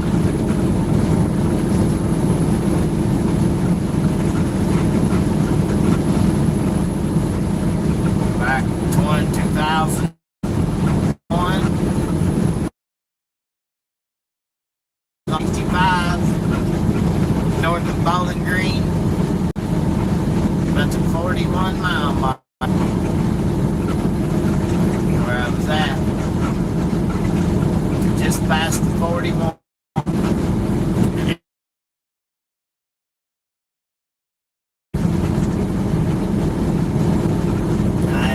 Bauschman, and then they called, I don't remember what that road service was. was. About burning a wheel bearing in the fall. And it wrecked some havoc back there.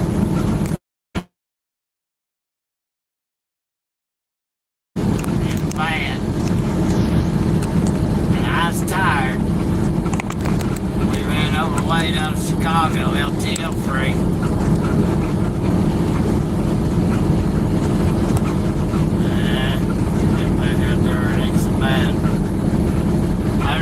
Chicago. I haul Crystal Geyser bottled water to Chicago and LTL freight back to the southeast.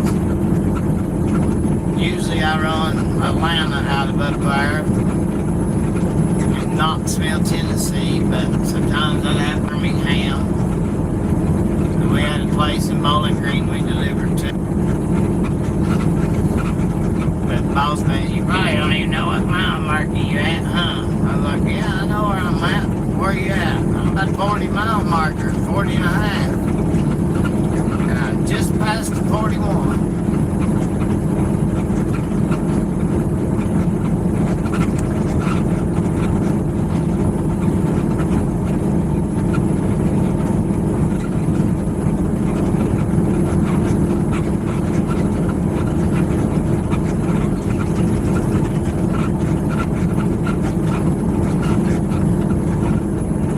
Snowstorm and teenagers hit me at 86 mile an hour on top of Jellicoe Mountain at the 150 and 3/4 mile marker. Left me bedridden for a year. Had to learn to walk again. Killed 2 teenagers in the other vehicle. 15-year-old and 17-year-old Michael and Brian Benomini. They was from Cincinnati, Ohio. Cincinnati, however you might pronounce it. My dad pronounced it Cincinnati. But the boy driving was from Dallas, Georgia, and they'd only seen a little skip of snow here and a little skip of snow there. And they was doing 117 mile an hour when they lost control and flew over the top of the first state trooper. By the second state trooper, they were still at 100 and some. And the first trooper got a clock on them when they hit the median. They went airborne and it hit the median. It was right at the break of trees at the top of Jellicoe. I was coming south in my car, Honda Civic, and they was in a Honda Civic. When we hit, they was at 87.4 miles an hour, they said, and I was at 15.8.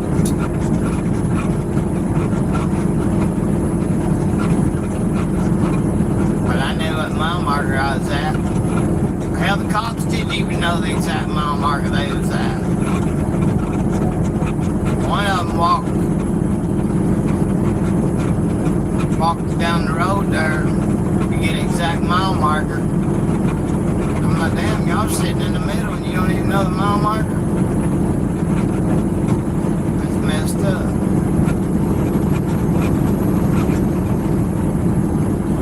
He's stuck on the mountain forever. One of the boys died on the impact and the other one died before the ambulances were able to get up there to us. I'll never forget that. Bad. I think about that every day. No matter how good a driver you may or may not be, I've never said I'm a good driver, not one time ever.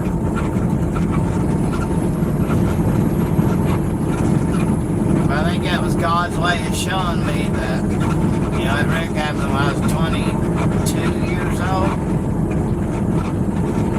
Like 23, 22.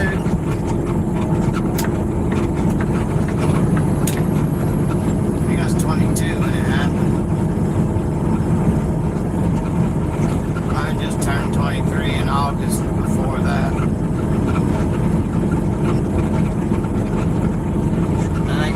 God's way of showing me I was raised with my dad in the truck every minute I got, every chance I had. I was in the truck with him. And he was always running 100 mile an hour, 80 mile, 90 mile an hour everywhere we went. Covered wagon. I think that was the Lord's way of showing me that no matter what, even though I may be in control of my vehicle, you can't control the uncontrollable. You can't stop the unstoppable. You can't change the inevitable. I did everything in my power to get out of their way. But it happened so quick. I only had a couple chances, a couple maneuvers to make. And I turned hard left to go in the median, and they let off the brake pedal and let off the brake. Well, that gave a little bit of, I don't know if you'd call it control, but that allowed the vehicle to start rolling back towards the median, and I was headed to the median. My first maneuver was going right. And then they let off the brake, and the vehicle started going back towards the median. Bam, we hit. My Honda Civic looked like a cab over. The hood was flat even with the windshield. The engine rolled and came up, crushed the floorboard. I was pinned in the car.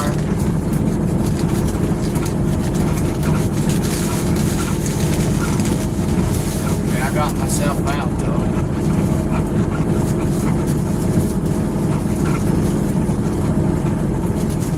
Cut my elbow, crushed my foot and my heel bone. You might have been on here the other day when I was talking about it, I don't know.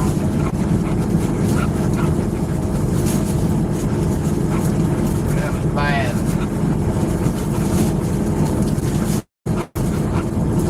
I went through the hell on that deal. Laying in the bed in my living room, walked into the living room.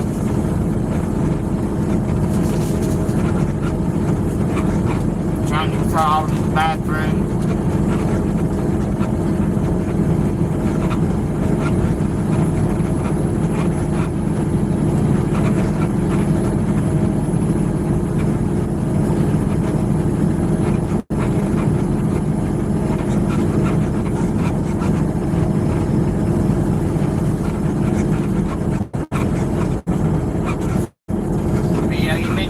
There. Now, I don't remember the mile marker and the exit out there for that. Rob you money. Iowa 80 truck stop.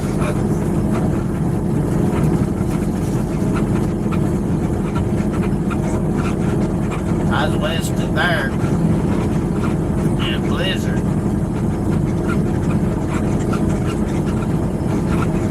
Car lost control. Went sideways.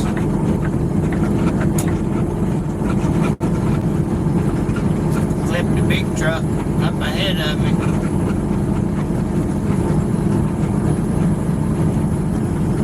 And that driver jumped on the brake. Come on, there, big truck.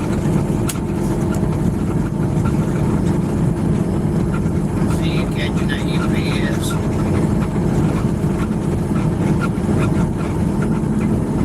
Come on under, big truck. You got it. I'll move over for you. I'm gonna pin you in. Guess he's got the radio on.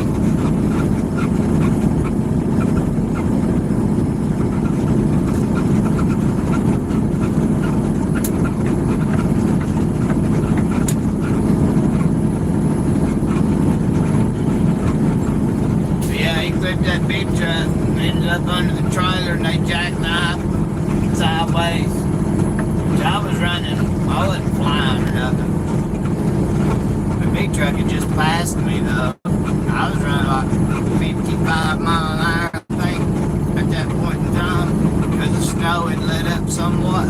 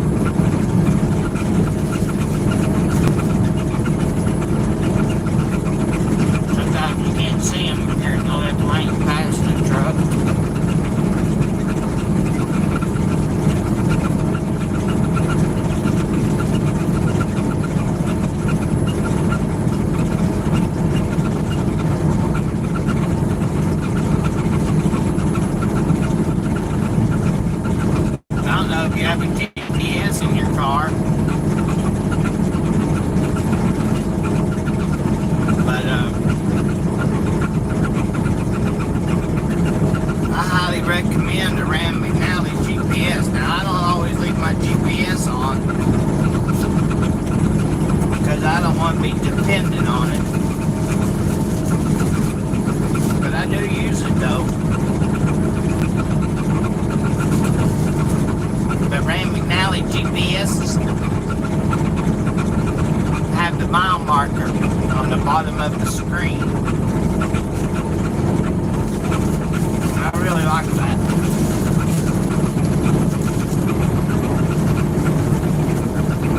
I can't necessarily see it.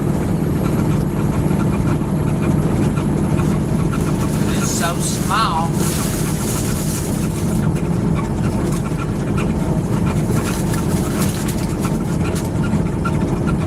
There. Are you still on there, Bill?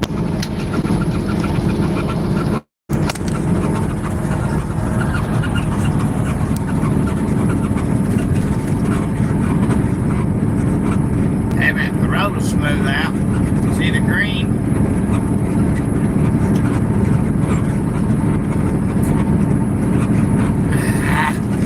Damn it. Really? Well, too fucking rough.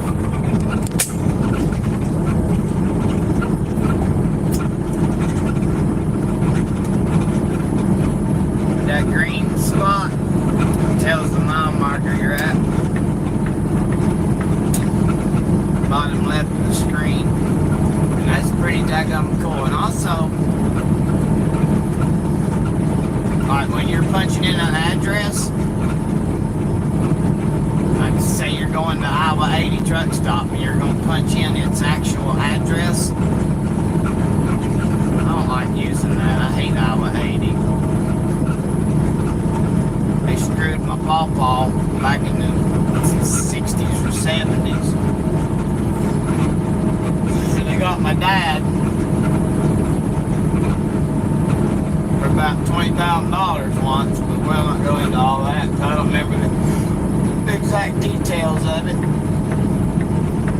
But anyway, screw that. But anyway, when you're punching in an address, it'll show you on the screen what page and what row and what column it is in the Rand McNally Road Atlas.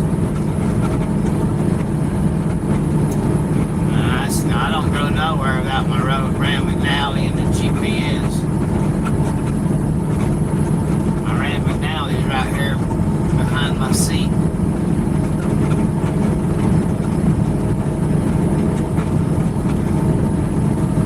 And I look at it. I use it. Quite often. I don't use it all the time.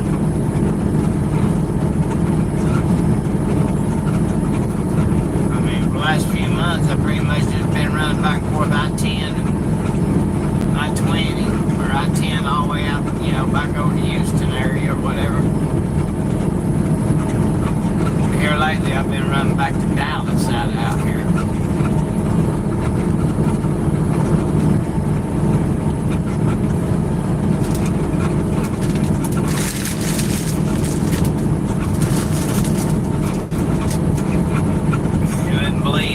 Drivers are out here these days without a without a road atlas.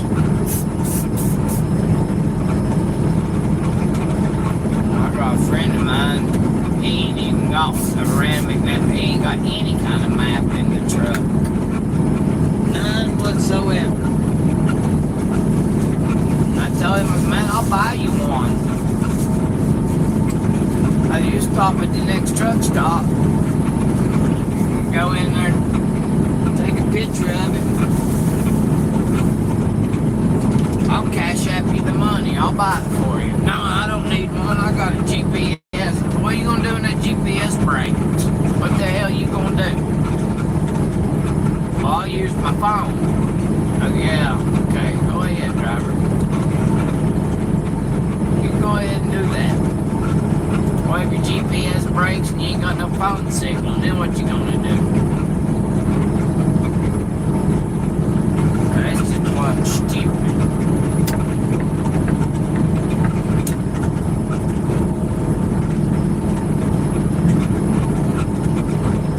One ignorant.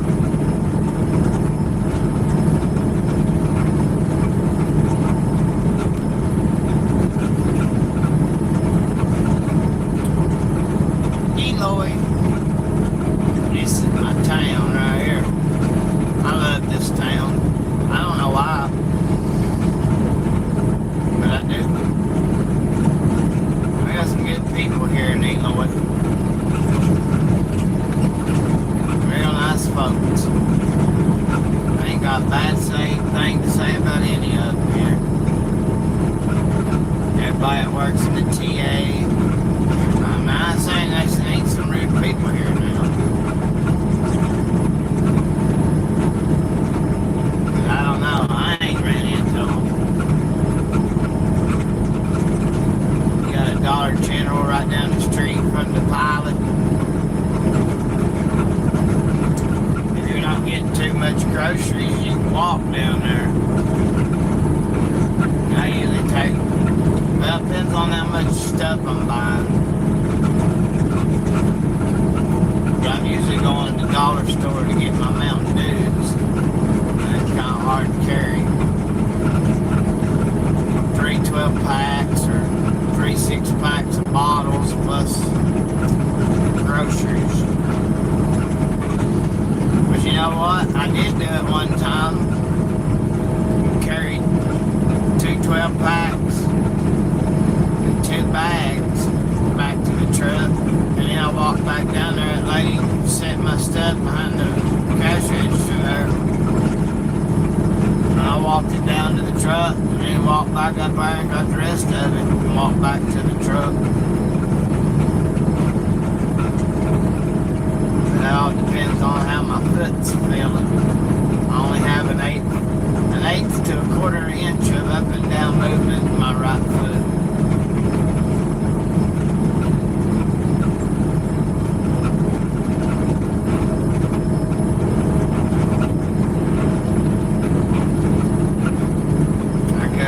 Disability after the wreck happened, but I didn't want to be a burden to the taxpayers.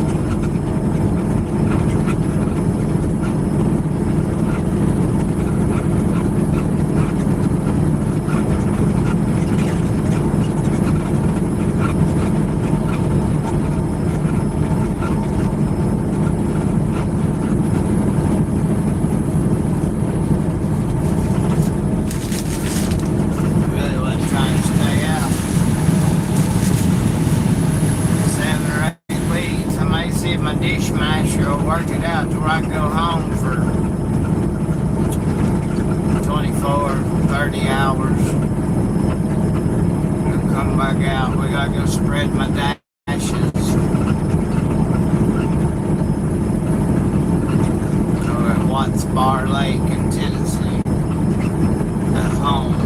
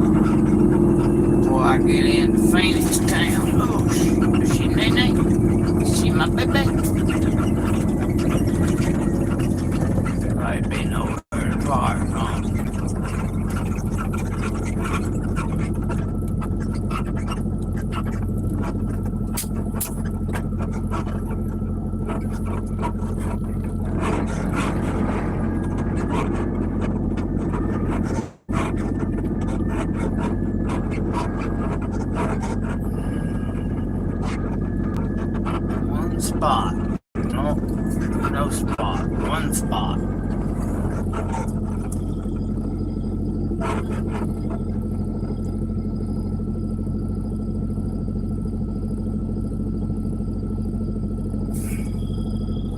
Driver, what are you doing?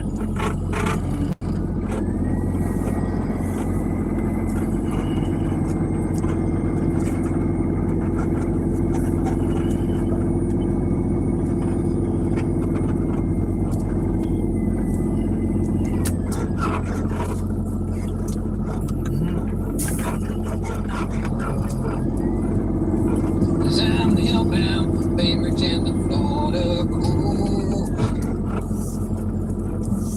27,000 pounds overgross.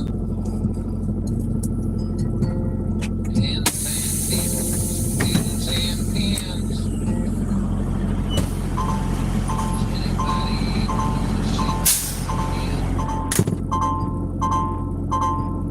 Lucky Strike, chocolate, coffee, Mountain Dew. Haven't made it home in a month or two. Baby, little girl's calling. Dad, when you coming home? She said I almost think that you'd just rather be alone. Come on, guys, I'll be right back. Annoying, honey, I swear.